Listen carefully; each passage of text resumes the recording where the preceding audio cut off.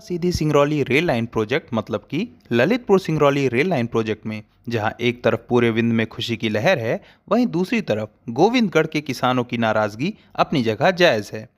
एक किसान जो अपनी छोटी सी जमीन के टुकड़े में खून पसीना एक कर दिन रात मेहनत करता है, पसीना बहाता है, तब जाकर न सिर्फ उस किसान के बल्कि हम सभी के थाली में रोटी आती है। वो किसान अपनी उस जमीन के छोटे से टुकड़े को अपना सब कुछ मानकर काम करता है, जिसमें फसल उगने से उसके परिवार को भोजन, माता पिता का इलाज, बहन की शादी, छोटे भाई की पढ़ाई की व्यवस्था बन पाती है। ऐसे में एक दिन ऐसा आता है जिसमें उस किसान को ये पता चलता है कि उसकी ज़मीन रेलवे द्वारा अधिकृत की जाएगी, जिसके बदले उस गरीब किसान को मुआवजे के तौर पर अच्छी रकम, जिससे वो अपनी बहन की शादी कर सकता है, और रेलवे में सरकारी नौकरी भी दी जाएगी। पूरे परिवार का खुशी का ठिकाना नहीं रहता, मगर ये खुशी ज़्यादा दिनों तक नहीं रह पाती। कुछ दिन बाद खबर आती है कि अब सिर्फ मुआवजा मिलेगा, नौकरी नहीं। तो ऐसे में उस किसान को एक बार पैसे तो मिल जाएंगे, मगर बाद में उसकी और उसके परिवार की रोज़मर्रा वाली ज़िंदगी कैसे चलेगी। और जब उसे कुछ समझ नहीं आएगा तो वो अनशन या रेलवे के कार्य को बाधित करने की कोशिश करेगा, जो कि उसे नहीं करना चाहिए। जी हाँ, हम बात कर रहे हैं गोविंदगढ़ के किसानों की, जो मजबूर हैं गलत काम करने को। तो उन किसानों से मेरी विनती है कि अनशन करके या रेलवे के कार्य को बाधित करके इस समस्या का समाधान नहीं होगा। मेरे हिसाब से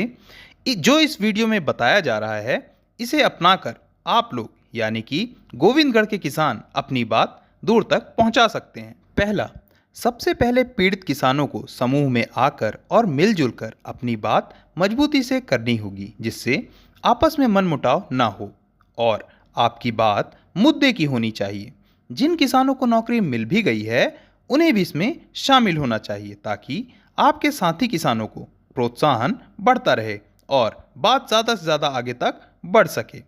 सब करने के बाद किसानों को लोकल मीडिया और न्यूज़पेपर का सहारा लेकर अपनी बात अधिकारी और सरकार तक पहुंचानी होगी, और ये सब आपको शांतिपूर्वक करना है। दूसरा, अपनी तहसील के तहसील कार्यालय या ग्राम पंचायत में पूरे समूह के साथ जाकर और किसी एक जो कि आपकी समस्या तहसीलदार या दूसरे अधिकारी के समक्ष रख सके, ऐसे व्यक्ति को अपना मुखिया चुने, जो आपके साथ हो रही नाइंसाफ़ी को अधिकारियों के समक्ष प्रस्तुत कर सके, जिसके लिए आप ज़रूरी दस्तावेज, जिसमें रेलवे द्वारा आपकी ज़मीन का विवरण, जिसमें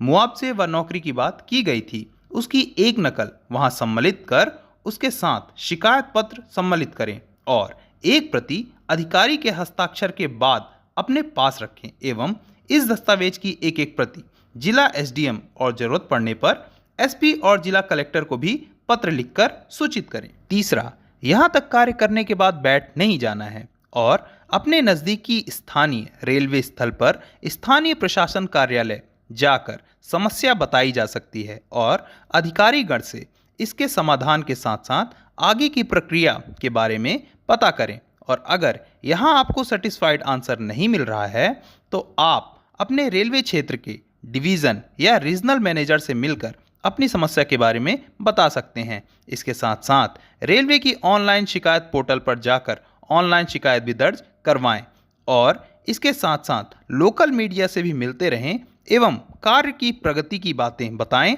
एवं ज़्यादा से ज़्यादा साझा करें। चौथा, पूरा समूह जिसका एक लीडर होता है, तो अपने स्थानीय विधायक और सांसद से जाकर मिलें और मीडिया का पूरा समर्थन साथ रखें और विधायक व सांसद से अपनी समस्या बताएं और उन्हें साथ कर माननीय मुख्यमंत्री, रेल मंत्री और ज़रूरत पड़ने पर प्रधानमंत्री जी से अपनी समस्या लिखित रूप व मीडिया के द्वारा भी बताएं। इतना सब कुछ करने के बाद भी अगर आपको लगता है कि समाधान नहीं हो रहा है, तो किसी सरकारी वकील की मदद से आप अपनी शिकायत लेकर जिला न्यायालय जा सकते हैं, वहां इंसाफ की गुहार लगा सकते हैं। लेकिन याद रहे, आपके दस्तावेज और तरीका दोनों ही सही होना चाहिए। आपको रेलवे या विकास कार्य में बाधा पैदा नहीं करना है और समय समय पर जाकर जिस जिस विभाग में आपने शिकायत की है, वहां के अधिकारीगण से मिलकर आपके कार्य के प्रति अपडेट रहना है।